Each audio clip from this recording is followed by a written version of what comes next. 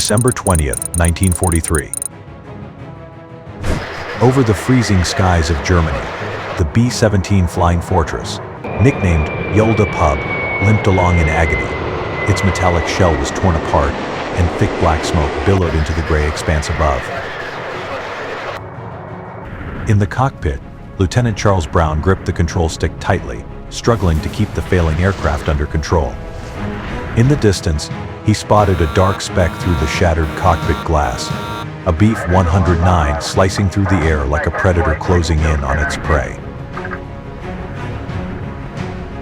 Charlie could hear the alarms blaring across the dashboard, a relentless scream against the chaos around him. The fourth engine had exploded, leaving a dense trail of smoke that seeped into the cockpit through the cracks. He clenched the stick tighter, feeling like the entire plane was fighting against him. "We can't hold on any longer," shouted the flight engineer from the rear. The entire crew knew the inevitable. Any second could be their last. Charlie glanced out of the cockpit window, and there it was, the B-109, racing toward them with lethal intent.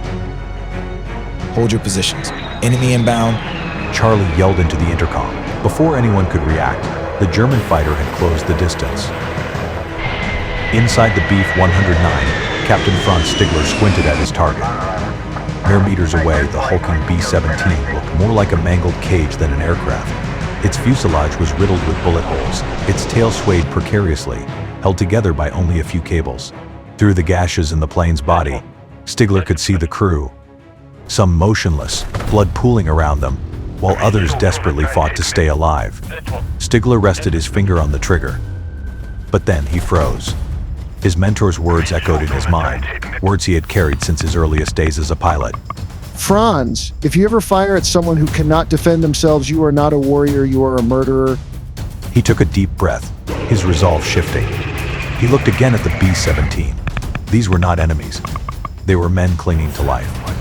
Slowly, Stigler pulled his finger away from the trigger.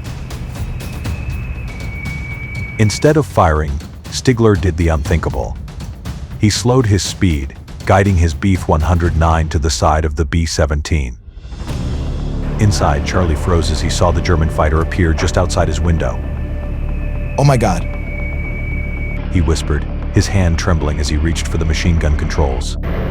But the B-109 didn't fire. Instead, Stigler tilted his wings and gestured with his hand. Charlie blinked in disbelief. The message was simple but profound: go home.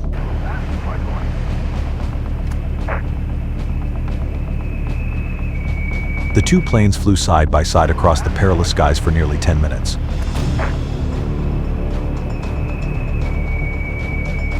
Inside the Bf-109, Stigler kept his gaze fixed on the horizon, but he didn't waver. "They just need to get through this," Stigler thought. "They deserve to live." Inside the ye olde pub, the atmosphere shifted. The tension, the dread, melted into a stunned silence. The crew peered out at the German fighter, their eyes filled with gratitude for the pilot who had become their unexpected savior. As they neared the German border, Stigler tilted his plane one last time, signaling that he could go no further. He turned to look at Charlie and offered a crisp military salute, a farewell full of dignity and meaning. Charlie, overwhelmed with emotion, nodded back. In that moment, he felt something that war had never taught him: respect for the man who had been both his enemy and his savior. Stigler banked his B-109 and disappeared into the clouds, leaving the WWII pub to continue its journey home alone.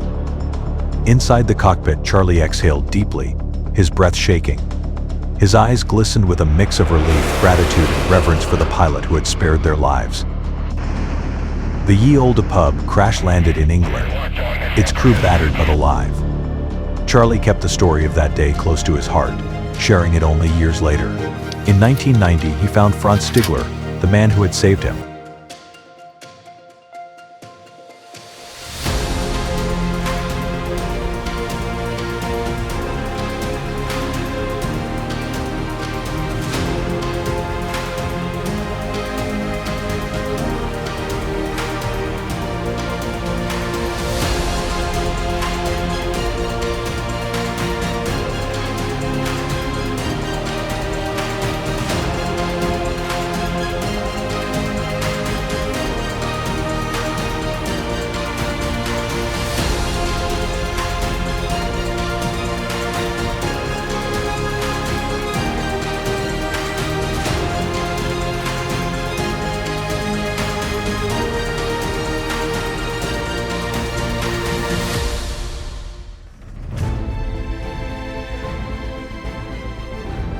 When they met, Charlie's voice trembled as he said, Thank you for giving us the chance to live. Stigler smiled gently and replied, Back then, we were not enemies. We were just men.